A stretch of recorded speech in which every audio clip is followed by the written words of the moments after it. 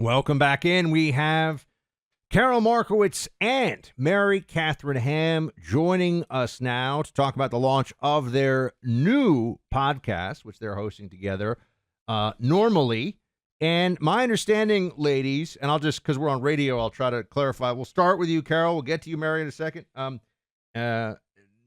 My understanding is you're going to talk about stuff that's not just politics, and a lot of the moms listening and across America will want to hear what you guys have to say. You know, we're not exclusive to moms. Dads are welcome. You know, Clay said in the There we press go. release, childless cat people are welcome. Everyone's welcome to our Normally podcast. It's going to be normal conversation for normal people from normal people. And that's our goal there. I think this is super important, and we're excited to have this debut tomorrow as part of the Clay and Buck Podcast Network. Mary Katharine Ham, I'll bring you in, and I would encourage you guys to follow Karol Markowicz and Mary Katharine Ham on social media, because I think you guys are really going to enjoy these conversations. I've talked with both of you guys, and I feel like the mom perspective is actually underrepresented in terms of just sort of the common sense universe. I think Megyn Kelly has done a good job speaking to moms out there. And to Karol's point, we want to talk, you guys are talking to everybody. But as I think collectively, the moms of 7 kids, I think I've got that right. You can correct me if I'm wrong on the numbers there. What do you think is not being shared, and what audience do you think is not really being reflected in media? Do you buy into to that, my thesis there? Yeah, I think that, look, we are different from a lot of political elites, particularly those who are elected to office, national office, in that we buy groceries regularly and drive our kids around to activities and feel the pain of having to make those decisions in this time of inflation. And I feel like there are a lot of people who are not as connected to that. And I joke that we're sort of normie adjacent, because we're not exactly normie because we pay a lot of attention to the news, but we can be useful to people who are normie because we can filter all that news and talk about it normally, which is the idea.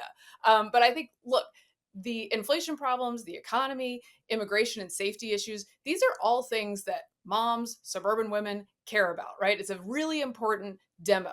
And there is some attempt to speak to it. Childcare costs is another thing. But I think people get so bogged down in the regular politics of the day and are not able to just have a conversation with otherwise normie moms about things that are affecting their lives. So we hope that we can do that and sort of filter out some of the heightened emotion that that many cable news outlets bring to the table, which I had to deal with when I was at CNN, and just let's actually examine these things. You know, Karol, over the weekend I was I saw a few different friends here in South Florida, and it's funny because you know what they all are talking about? Not so much the election. They're all talking about how Puff Daddy, P. Diddy, Sean Combs is in prison and being held, without bail until his trial. And I can't even really say on the radio what's in all of these articles because of some of the material and stuff that they have found. But do you find that this? See, here's the sort of the thesis that was being brought up to me. Speaking of what more normal folks are interested in, other than just the polls, is that Sean Combs isn't just a guy who made a lot of money in the music industry. He was celebrated by, name somebody who's really big and powerful in the culture and in politics in this country. And yet he had been arrested or almost arrested, I should say almost arrested, but alleged to have been involved in crimes many, many times over the years. What does this say about the culture, that this guy was able to get away with what he got away with as long as he did, and now all of a sudden everyone's like, oh, I've never seen him before. He was sitting at Anna Wintour's table at the Met Gala for people who watch this stuff. Yeah. Well, it's funny because Mary Katharine and I talk about this, how when a scandal breaks, like Harvey Weinstein, everyone's like, oh, everybody knew. And this time it's kind of like, oh, no, I had no idea about P. Diddy. This is new information you have presented me with. It's an interesting story because he has been so in the limelight for so long. I mean, I see him as the guy who ruined many Biggie Smalls albums by inserting his into all of his songs. He is somebody who put, a lot of young rappers on, the map, basically. He has a lot of people who owe him. So it's interesting to watch his decline. Of course, you also mentioned, or in passing, but the story of the gun in the club with Jennifer Lopez in his passenger seat. Oh, yeah. And then another rapper, Shine, went away for that crime. And the rumor always was that P. Diddy paid him $1 million for it. All of this kind of stuff has been around for a long time. So it's interesting to watch him actually get kind of pegged on this. Interesting choice of words. Mary Katharine, Buck and I were talking last night at dinner that based on what happened to Epstein, the Puff Daddy story, P. Diddy, whatever you want to call him, it feels very Epstein-esque. And whatever you think, the idea that Epstein, in an area that's supposed to be super secure, the video's not running, the security guard falls asleep, suddenly he kills himself. There were a lot of allegations about video and who was involved. It seems like there are potentially a ton of celebrities involved. Oh, they're not giving Diddy bail. Do you see an overlap here potentially with Epstein and Diddy in terms of maybe what happened to Epstein, but also the celebrity involvement and maybe some different blackmail involved? Also, I mean, I see these stories as very much connected. One overlap is that I'm afraid to read the indictment because it sounds so disgusting. So I got to steel myself for that. Two, my smart friend Emily Zanotti, also a great mom of three, called it Epstein for millennials because we know all these figures. And one thing on the mom front that strikes me about all these stories is particularly with celebrities and celebrity kids, wonderkind singers and the like. You know, Usher was friends with Diddy at 13. Bieber's in there doing stuff with him very young, and that worries me, and it makes me think for my front, talking to my kids about like why can't we be on YouTube? And it's like, well, this is why.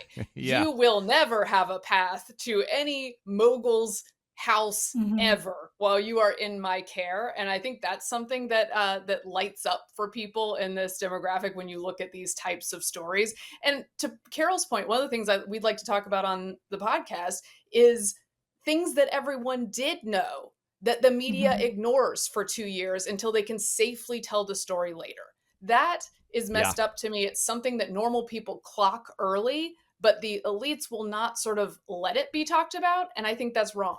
Speaking to Karol Markowicz and Mary Katharine Ham, their new podcast, Normally. When's the first episode, guys? Tomorrow. Comes out tomorrow. Now.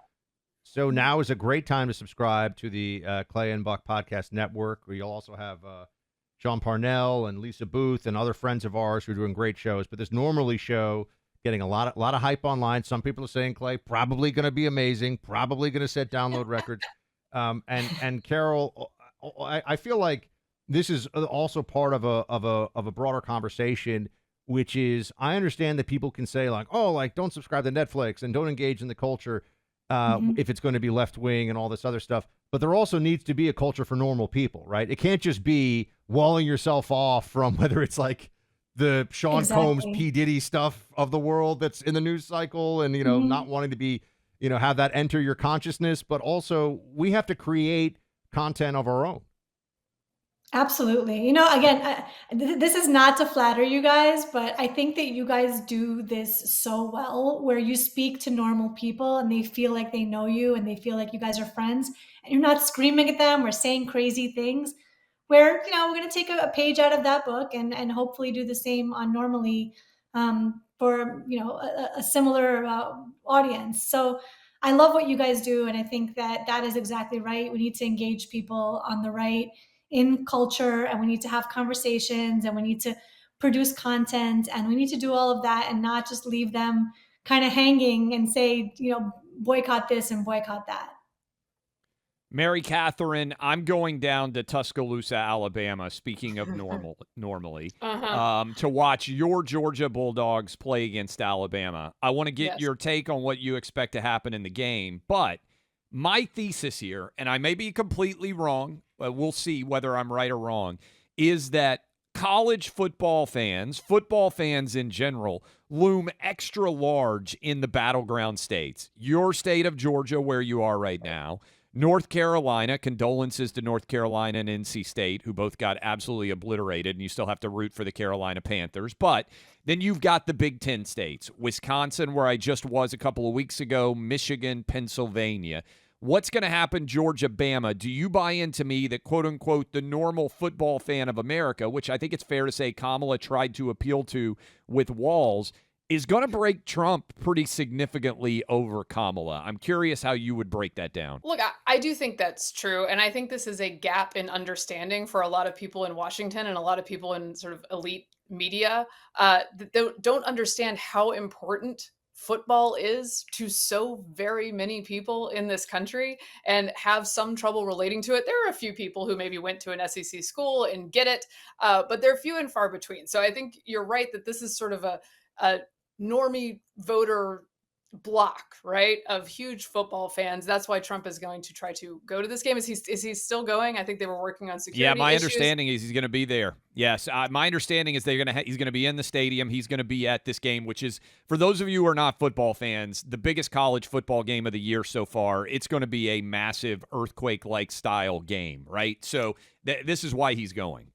And as far as what's going to happen, I know for sure that I will be extremely nervous. And I don't know if I could handle being there in person. I would gladly take a ticket, but I don't know if I can handle it. I will be at my house, cozy, trying to deal with my nerves.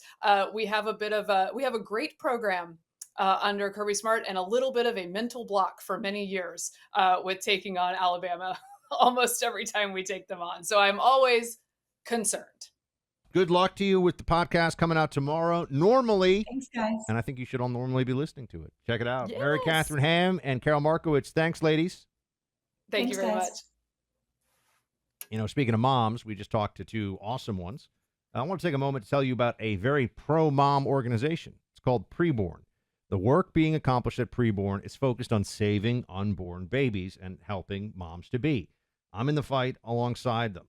They have clinics nationwide that welcome pregnant mothers making a decision between life and abortion for their unborn child. Every day, Preborn's network of clinics rescues, on average, over 200 babies while surrounding expectant mothers with love, support, and offers them a free ultrasound. Because that ultrasound experience provides a forever bond between a mother and her unborn child and leads to a decision for life so often. Support this nonprofit organization, Preborn, in whatever way you can. For just $28, you can sponsor an ultrasound and give that mother the chance to choose life. An ultrasound doubles a baby's chance at life. To donate securely, dial pound 250 and say the keyword baby. That's pound 250, say baby, or go to preborn.com/buck. That's preborn.com/BUCK.